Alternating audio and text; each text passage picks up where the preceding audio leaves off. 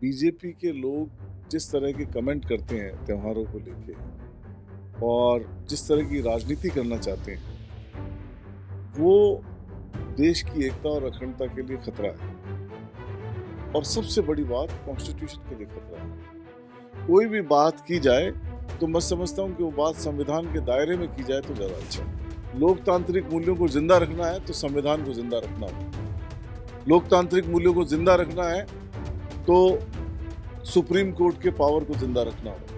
BJP के अंदर क्या चल रहा है ये तो मैं ज़्यादा टिप्पणी नहीं करना चाहूँगा। सारी जनता को मालूम है कि कितनी बीजेपी एकजुट है और किस तरह का माहौल है। अंधेर नगरी चौपट राजा वाला हिसाब है, लेकिन सरकार ठीक नहीं चल रही। रामगढ़ में फावड़ा चलाने से नदी थोड़ी आ जाएगी। रामगढ़ में जाके आप फावड़ा चलाओगे, उससे नदी थोड़ी आ जाएगी, नदी तो लानी पड़ेगी। 1.5 साल तो हो गया, कब लाओगे मुख्यमंत्री जी? 1.5 साल आपको हो गया, कब आप पूरी इस बीजेपी सरकार का हनीमून पीरियड कब खत्म होगा? आज हमारे साथ आदर्श नगर के विधायक रफीक खान जी, वहीं विधानसभा मुख्य संचेतक भी हैं। सबसे पहले पंजाब केसरी की तरफ से आपको ईद की हार्दिक शुभकामनाएं। मैं पंजाब केसरी के पूरे चैनल को और सभी लोगों को बधाई देता हूँ, मुबारकबाद देता हूँ। और पूरे जयपुर शहर के लोगों को और पूरे राजस्थान के लोगों को आज ईद की बहुत बधाई, बहुत मुबारकबाद। ईद उल अज़हा का त्योहार एक सैक्रिफाइस का त्योहार है, कुर्बानी का त्योहार है, त्याग और बलिदान का त्योहार कहा जा सकता है।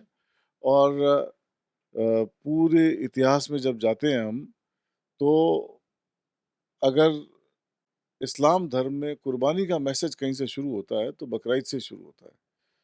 और आज देश के जिस तरह के हालात हैं, तो मैं दुआ करता हूँ कि पूरा देश एकता और अखंडता के साथ में और मजबूती के साथ अ, दुश्मनी ताकतों से लड़े और पीस और अमन और शांति की मैं दुआ पूरे मुल्क के लिए करता हूँ। और उम्मीद करता हूँ कि अभी जैसे हालात बने इंटरनेशनल लेवल पे और हमारे कुछ नेता बाहर जाकर के इंडिया का पक्ष भी रख रहे हैं और जो युद्ध के हालात बने, उसमें भी पूरा मुल्क और सभी जाति धर्म सभी लोग पार्टी पॉलिटिक्स से ऊपर उठ करके देश की एकता और अखंडता के लिए काम किया और काम करते रहेंगे। ये ईद के मौके पे भी मैं इस बात का एक मैसेज पूरे देश को और पूरी दुनिया को देना चाहता हूँ। कहीं न कहीं ऐसा नहीं लगता कि आज एक त्योहार मनाया जा रहा है, इसको भी कहीं न कहीं राजनीति रूप दिया जा रहा है बीजेपी की तरफ से, ये किस रूप में देख रहे हैं?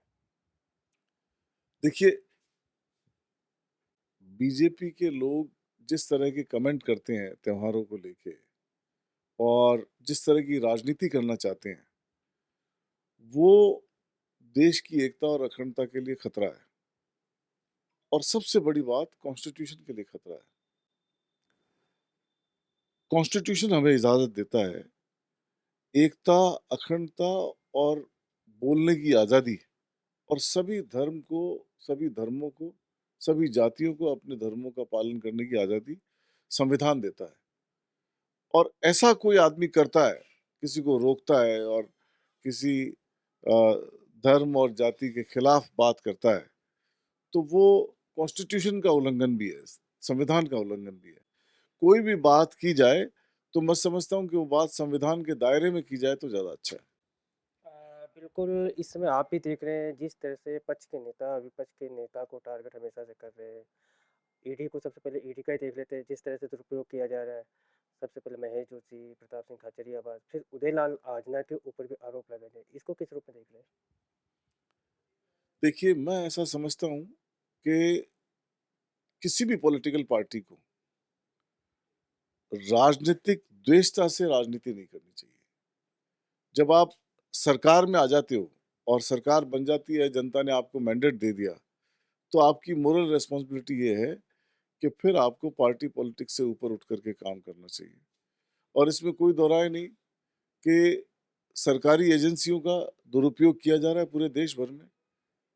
इसके अलावा जैसे पिछले दिनों में वक्फ अमेंडमेंट बिल लेके ही आए और चीफ जस्टिस ऑफ इंडिया फैसला देने वाले थे, तो उस फैसले के दरमियान जब बहस हो रही थी, मीटिंगें हो रही थी, तो मंत्रियों के बयान आते हैं और वो सुप्रीम कोर्ट के जजों को मर्यादाएँ सिखाने लगने लग जाते हैं। तो इससे ज़्यादा शर्मनाक बात नहीं हो सकती कि सरकार के मंत्री ये कहे कि सुप्रीम कोर्ट हद में रहे। सरकार के मंत्री ये बोले कि सुप्रीम कोर्ट पार्लियामेंट्री कार्य में हस्तक्षेप कर रहा है। तो मैं समझता हूँ कि ये टकराव न सामाजिक हित में अच्छा है, न लोकतांत्रिक हित में अच्छा है। लोकतांत्रिक मूल्यों को ज़िंदा रखना है, तो संविधान को ज़िंदा रखना होगा। लोकतांत्रिक मूल्यों को ज़िंदा रखना है, तो सुप्रीम कोर्ट के पावर को ज़िंदा रखना होगा। वाइस प्रेसिडेंट ऑफ इंडिया कह देते हैं कि साहब सुप्रीम कोर्ट अपने दायरे में रहे। ऐसा मैं समझता हूँ कि पहले कभी नहीं हुआ और जहाँ तक वक्फ अमेंडमेंट बिल की बात है, संविधान के आर्टिकल 25-26 में, आर्टिकल 29-30 में और अलग-अलग जगह, अलग-अलग आर्टिकल्स में, अलग-अलग संविधान के अलग-अलग पैरों में ये क्लेरिफ़ाई किया हुआ है कि हिंदुस्तान के अंदर रहने वाले सभी लोगों को अपनी जाति, धर्म की रक्षा करने का पूरा अधिकार है। इस समय एक सबसे बड़ा एक मंत्री का देखा जा रहा है छापा मारने को लेके। कभी खाद कंपनी में छापा मारना, कभी बीज कंपनी में छापा मारना। ये आप किस रूप में देख रहे हैं? आप इर्रेलेवेंट हो गए। पहले मैं वो पूरी करता हूँ, फिर इसका भी जवाब देता हूँ। तो ऐसा करना, कॉन्स्टिट्यूशन का उल्लंघन करना और पर्टिकुलर किसी अ, जाति धर्म को लेकर के आप अमेंडमेंट बिल लेके आओ। हिंदुस्तान जब आज़ाद हुआ, यहाँ इसको समझने की ज़रूरत है कि हिंदुस्तान जब आज़ाद हुआ, तो जितनी भी ज़मीनें यूज़र की हैसियत से थी, यूज़र की हैसियत से कैसे थी कि जहाँ शमशान था, वहाँ शमशान यूज़र की हैसियत से आ गया। कब्रिस्तान था, वहाँ कब्रिस्तान यूज़र की हैसियत से आ गया।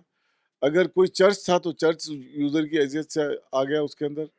और सिमिलरली मस्जिद था, मंदिर थे और गुरुद्वारे थे और जितने भी धार्मिक जगह थी, वो यूज़र की हैसियत से रेवेन्यू रिकॉर्ड में आ गई। अब आज हम खाली कब्रिस्तान को, मस्जिद को और दरगाहों को टारगेट करके ये बोलें कि इनका रेवेन्यू रिकॉर्ड लेके आओ, उनको यूज़र की हैसियत से नहीं मानेंगे, बाकी को यूज़र की हैसियत से मानेंगे, तो वो कॉन्स्टिट्यूशन का उल्लंघन है। ऐसा अमेंडमेंट जो संविधान की मूल धाराओं के खिलाफ लाया जाता है, वो किसी को भी पावर नहीं है वो अमेंडमेंट लेके आने की। और उसका मैं बहुत अच्छे से स्पेसिफाई करना चाहता हूँ एक लाइन में कि अगर ये हो सकता कि कॉन्स्टिट्यूशन की मूल भावना के खिलाफ जाकर के आप कोई अमेंडमेंट ला सकते हो, तो फिर बीजेपी को एक अमेंडमेंट और लाना चाहिए। वो ये कहते हैं कि भी हम लोकसभा में हमारा बहुमत हम पारित करा रहे हैं, राज्यसभा में हमारा बहुमत हम पारित करा रहे हैं, तो एक अमेंडमेंट और लेके आए और ले आए कि आने वाले 20 साल तक कोई इलेक्शन नहीं हो और 20 साल तक बीजेपी सत्ता में रहेगी और प्रधानमंत्री नरेंद्र मोदी रहेंगे। लोकसभा में भी पास करा ले, राज्यसभा में भी करा ले। क्यों नहीं करा सकते? क्योंकि संविधान इजाज़त नहीं देता है। कॉन्स्टिट्यूशन में जगह नहीं है। कॉन्स्टिट्यूशन में एक इलेक्शन प्रणाली का अलग प्रोसेस है। टाइम पीरियड खत्म होने के बाद में अलग से अलग एजेंसीज़ पावर में आ जाएगी और वो इलेक्शन कराएगी। ये डेमोक्रेटिक कंट्री है। सिमिलरली आप किसी भी काम के अंदर किसी एक जाति को पिक करके कोई डिसीजन आप सबके लिए डिसीजन करो कि सभी सभी जितनी भी प्रॉपर्टीज हैं रेवेन्यू रिकॉर्ड में आई हुई है। इत्तेफाक से एक साथी सामने बैठे हैं मेरे, बिल्कुल वो एक मंदिर से वास्ता रखते हैं और जयपुर का मेन मंदिर है जगदीश जगदीश नारायण जी का मंदिर। उसके रेवेन्यू रिकॉर्ड में आप देखते हो तो सैकड़ों बीघा भूमि औरंगजेब की डोनेट की हुई है और आज तक चली आ रही है। तो ये हमारा प्रेसिडेंस है, ये हमारा इतिहास इतिहास है, हम इसको इग्नोर करके कोई बात नहीं कर सकते। कॉन्स्टिट्यूशन के दायरे में रह करके ही चलना होगा। रही बात छापे मारने की मंत्री की, तो मंत्री जी ऐसी नौबत ही क्यों आए? मतलब मंत्री जी को सब पता है कि कहाँ गड़बड़ी हो रही है, कौन-सी मिलें खाद के नाम पे बेवकूफ़ बना रही है, कहाँ फैक्ट्रियों में गड़बड़ी चल रही है, तो डिपार्टमेंट के लोगों को नहीं मालूम है। मंत्री को खुद जाना पड़ रहा है। करप्शन की इंतहा है, सरकार नाम की चीज़ नहीं है। आपको ऐसा नहीं लगता कि अपनी सरकार को घेर रहे हैं? अपनी सरकार को नहीं, या पहले इनको इनके खुद के साथ ज्यादती हुई, इन्होंने अपने कुछ मुद्दों पे सरकार के सामने बात रखी, तो इनको और उन्होंने रेजिग्नेशन दे दिया, तो 1.5 साल तक इनकी सुध नहीं ली गई। और अब जब ये काम करना चाह रहे हैं, तो इनको चारों तरफ से बांधा जा रहा है। तो मैं तो कह रहा हूँ कि ये ऐसे काम, आप जहाँ-जहाँ मंत्री जी गड़बड़ियाँ हो रही है, आप बिल्कुल उस पे कार्रवाई करो और हम आपका साथ देंगे गड़बड़ी रोकने के लिए। मगर आप ये चीज़ नहीं देख रहे हैं कि बीजेपी के नेता ही एकजुट एक मंच पे नहीं आ रहे? देखो, बीजेपी के आंतरिक मामलों में मैं दखल देना ठीक नहीं समझता।